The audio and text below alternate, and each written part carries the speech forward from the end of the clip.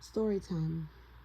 Weirdest discoveries about this cult slash coven part 2.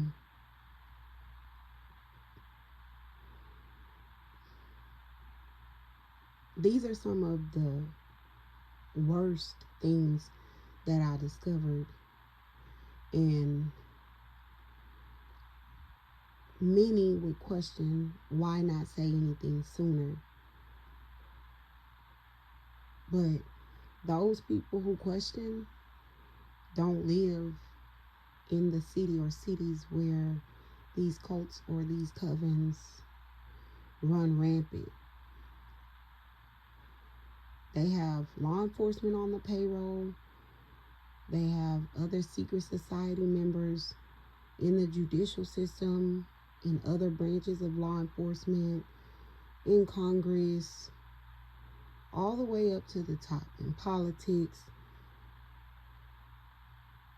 As I was investigating this cult or coven, I saw that the way that they were able to get away with the plethora of crimes that I was seeing is through these secret societies, these fraternities, these brotherhoods, where even if they were doing the most exorbitant, evil things to people, they could get away with it by making a phone call.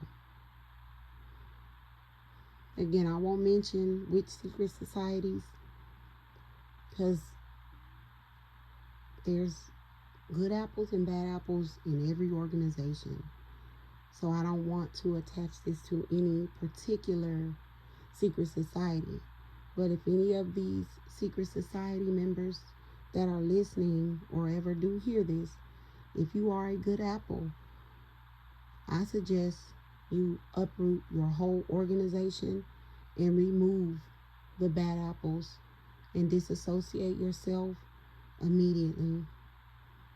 Because some of the things that I'm about to talk about, no organization should want to be associated with.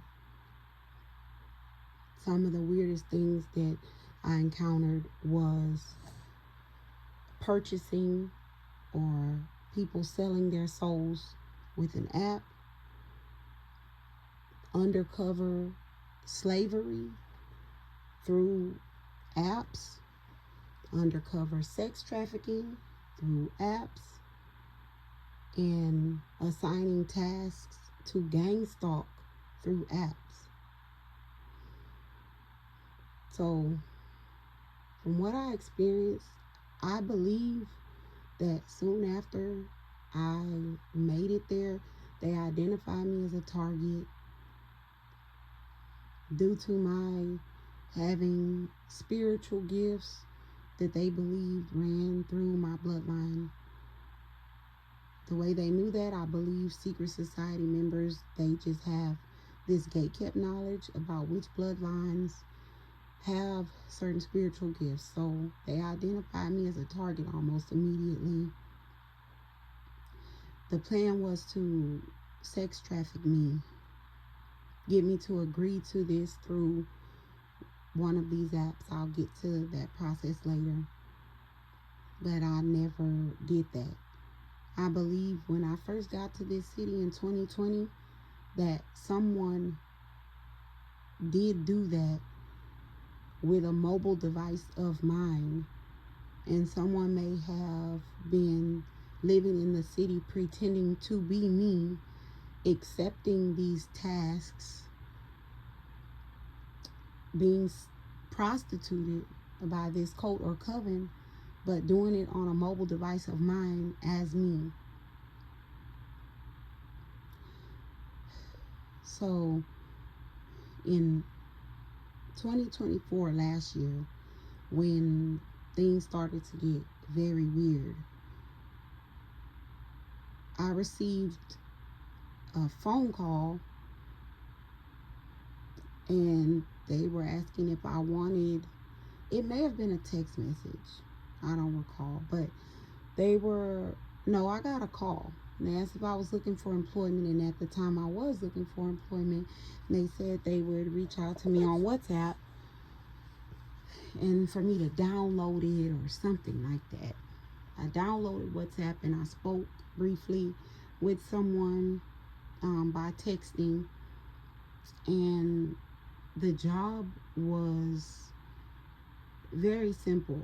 The job was doing reviews of products and apps, and it was less than an hour worth of work per day, but the stipulations to the job were I could not turn down any task. The pay for the job was $96,000 per year. The first day, I believe it was supposed to be like a preview of what the tasks were that I would be assigned, which was just rating apps and products for less than an hour's worth of work per day for $96,000 per year. I believe that that's the trick on how they got or get many people to sell their souls. Like, these are Satan worshipers or evil entity worshipers, so people may not even know what they're getting themselves into. They just see the money. At the time, I had an awareness of monies and property and settlements that had been stolen from me, but I didn't have evidence or proof of it at the time, and I just felt like this cult or coven may have something to do with it. So at the time I was unemployed. I know everybody's like, well, why wouldn't you, where was your money? It was stolen. It's been stolen. I never seen it. I never received it.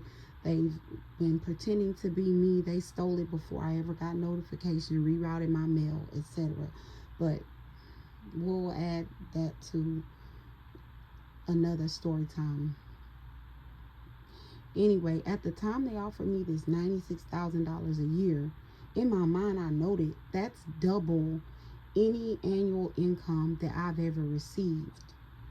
So I hypothesized that these people have some sort of background check system or algorithm where they offer people an amount of money that's double anything that they've ever made in a specific period of time, almost in an attempt to get people, like, they almost always get yeses, because they make it seem like you're doing an hour worth of easy work, you're going to make double per year for doing an eighth amount of the work that you've done.